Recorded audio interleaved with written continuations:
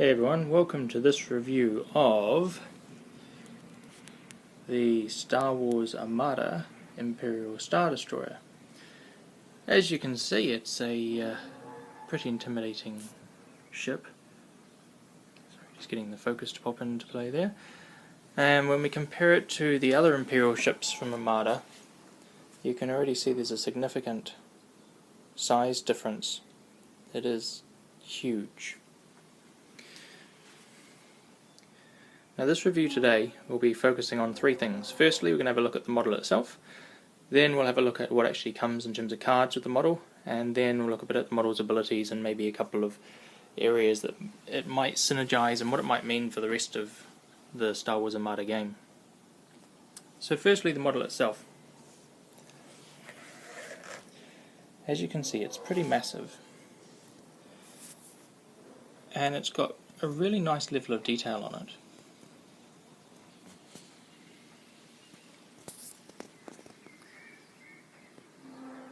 The paint job, as usual for the FFG miniatures, is pretty good. It's reasonable.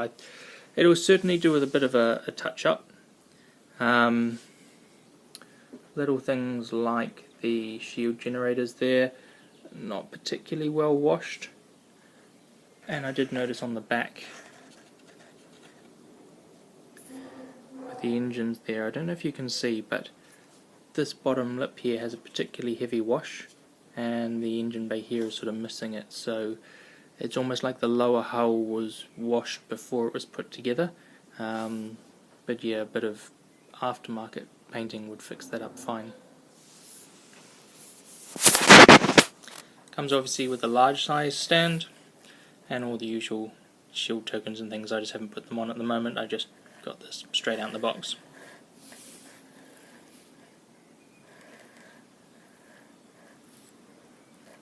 The underside of the model, you can see that there's the big hangar bay there and the usual Imperial fitting point going straight into the reactor dome there. But in terms of rating the model, I'd say, you know, a solid 8 or 9 out of 10. It looks imposing, it's iconic, it is an Imperial Star Destroyer. Yeah, it looks really good. So let's have a look at what you get in the bag, well, with it in the box.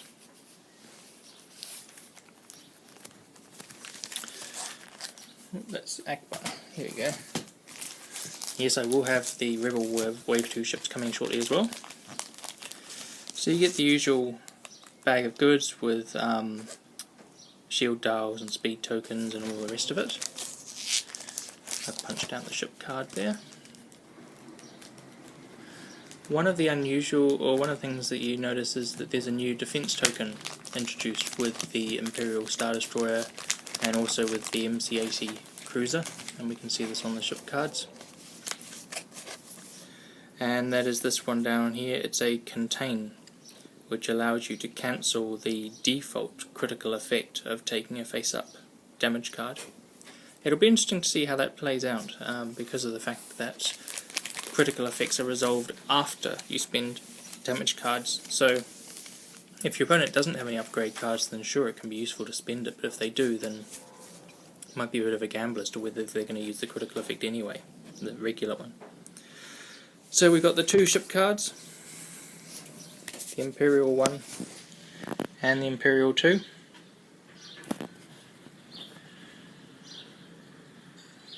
Not any difference in terms of their command, squadron or engineering stats or their hull points, but they do have a difference in their anti-squadron fire, and they do also have a difference in their munitions, their battery armament, and obviously the upgrade cards that they can take as well. But we'll have a look at that a little bit later in the review. We also get a new commander, Darth Vader. So when a friendly ship is attacking a ship, it may spend a defense token to reroll any number of dice in its attack pool.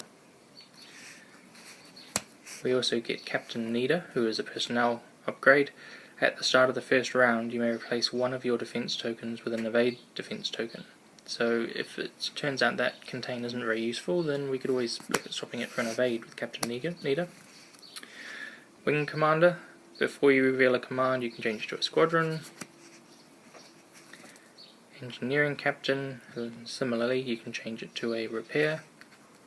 You get 2 of these Engineering Captains. Get 2 Tactical Experts. Before you reveal a command, change to Concentrate Fire. So really, it's the same. They're the same effect. And Support Officer. At the start of the command phase, you may discard this card to discard all of your command dials. This is quite an interesting one, Ruthless Strategist. So when you're attacking a squadron, you can do a damage to a friendly squadron who's engaged to get to another damage on the defender. Could see a bit of play against rebel bomber lists, possibly. Redundant Shields modification. It has the defensive upgrade. So at the end of the start of each status phase, you make recover a shield. Tractor Beam. Don't know if anybody's had a go with these yet, but these sound a lot of fun. When you activate, you can exhaust this card, choose an enemy ship of your size or smaller, and they have to either spend a navigate token or reduce their speed by 1 to a minimum of 1. So the good thing about putting it on something like an Imperial Star Destroyer is it will affect every type of ship. Boosted Comms, making your squadrons able to activate up to long range. Slave Turrets, you can only do 1 attack, but you get to add a red dice when attacking a ship. And Heavy Turbo Laser Turrets. While attacking, the Brace Defense effect cannot reduce the damage total by more than 1 unless it is the only defense token spent by the defender during the attack.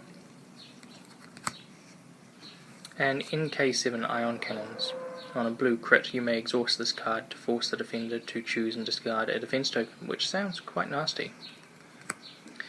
Then we have the unique titles for the Imperial Star Destroyer. So we have the Avenger. While attacking, the defender cannot spend exhausted defense tokens. We have the Devastator. Once per round, when attacking from your front hull zone, you may add 1 blue dice to your attack pool for each of your discarded defense tokens. And the Relentless, that the total number of command dials that must be assigned to your ship is reduced by 1. So that means our Imperial Star Destroyer could work on only 2 command dials, making that a lot more responsive. So in terms of the 2 ship types, we've got the Imperial 1 and the Imperial 2. Just trying to get this focus to work. There we go. And it looks like they both fill slightly different roles. The Imperial 1 is slightly cheaper at 110 points. The Imperial 2 comes in at 120, so neither of them is a cheap ship. They both take over a quarter of your points, so they're really going to be sort of the heart of whatever force you put together. Other changes that are interesting is they both have an ion cannon slot, and the Imperial 2 has the defensive upgrade and an offensive upgrade, whereas the Imperial 1 has 2 offensive upgrades. Just bear in mind that you cannot equip the same card twice, so even if you put expanded hangers on Imperial 1 once, you couldn't then put another expanded hangers. But there are some real synergies that I see in here already, just from looking through. When you're looking at, for instance, say the title Avenger, when attacking, the defender cannot spend exhausted defense tokens. That would, to me, has a real synergy straight away with something like Overload Pulse, the ion cannon upgrade. So you could have one of your ships with the ion cannon upgrade for Overload Pulse, and then come along and whack them with Avenger afterwards, so their tokens are already all orange from the Overload Pulse, and then they can't even use those tokens now. The NK7 ion cannon also sounds like a really good fit for both ships, but particularly the Imperial 2, where you're rolling 4 blue dice out of that front arc. One of them's got to be a blue crit. And so that even if you don't manage to nail whatever you're shooting in that one turn, you're going to be able to strip away its most valuable defense token anyway.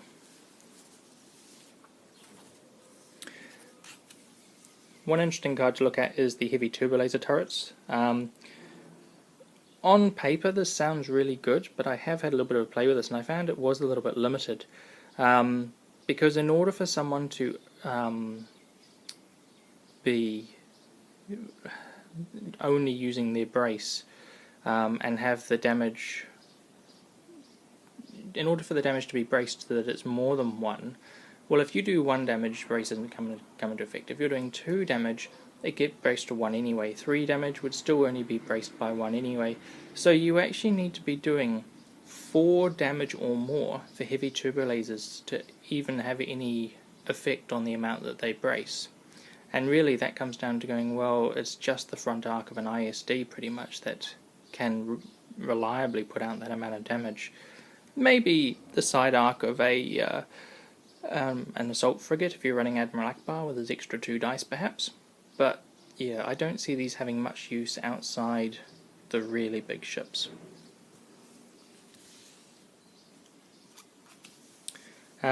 Slave turrets, in terms of adding a red dice but not gaining a second attack, I really don't like that because it's actually not optional, the word cannot there, and to restrict your ship to 1 attack for the whole game, really, yeah, I'm not a fan of that. Boosted comms, making your squadron activations at long range, well that to me would have a really good synergy with an Imperial one and an expanded hangars, so it gives you a squadron value of 5 and the ability to activate up to long range, and the speed 3 on the Star Destroyer means that you actually can keep up with those squadrons as well. And yeah, oh, did I mention, the Star Destroyer can go speed 3, and look at that manoeuvrability. Speed 3 and being able to do a click at the first joint and the second and the third joint. So not only can you go fast, you can actually still turn and rotate when you get there as well.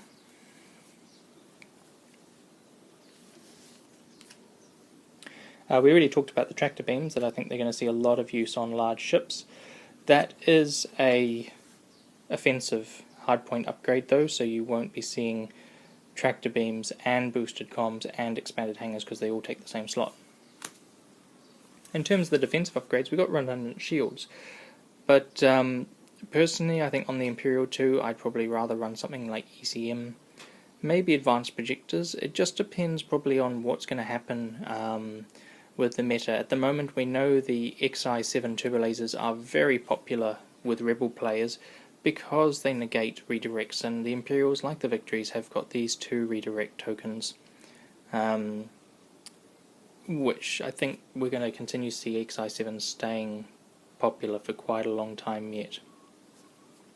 And which means that something like ECM, where you can still, they're going to obviously target your brace with their accuracies because of the fact that your redirects aren't going to do much. So having the ability to use the ECM to still use that brace is, I think, going to be really key. And we mentioned before about Ruthless Strategist, in terms of squadron attacking, and we see here, with both of these Imperial class Star Destroyers now having 2 dice in their anti-squadron armament, a double blue and a blue and a black. The black obviously will only work at short range on the Imperial one, but it's still better than the Victory's single dice. And having said that though, maybe we could see that could be used as a card potentially to help the Victory out a little bit. We might see the people running them maybe a little bit more. But I think if I was a Rebel Bomber Squad and I was coming in and somebody was throwing 2 dice at me and they had some TIE fighters that tied me down, and then there's the possibility for them to do a 3rd point of damage as well, that's starting to look a little bit more scary. The support officers that we talked about, obviously just adding the changing the commands, giving you that extra flexibility there. And it could be that you might want to be running something like Tactical Expert that lets you change to a concentrate fire, and then or you can just plot repair commands all day long, and if you don't need it, then you just change it to a concentrate fire and shoot something, especially with that front arc and getting an extra dice. Or in the case of the engineering captain, you do the opposite. You can plot your squadron commands and your concentrate fire commands and be secure in the knowledge that if you need a repair, you can just change it to repair. So that's the Imperial Star Destroyers. As I mentioned, it's a really nice model. It does appear to have a little bit of a list that it wants to... I might need to have a look at the base and do some cleaning out. There might be a little bit of flashing just in the pig or something that's making it list. But I hope you guys found this review informative and enjoyed having a look at the model and the cards. And I will have the reviews for the Rebel ships coming up soon as well, so I hope you check them out too. Catch you guys later.